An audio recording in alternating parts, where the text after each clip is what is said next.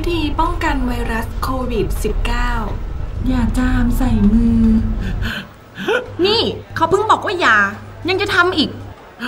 แน่ยังไม่เข้าใจอีกทำไมอะก็เดี๋ยวมือเธอจะไปจับนี่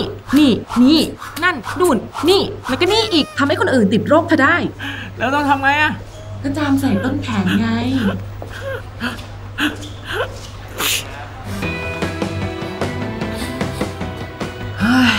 หมายถึงต้นแขนของตัวเอง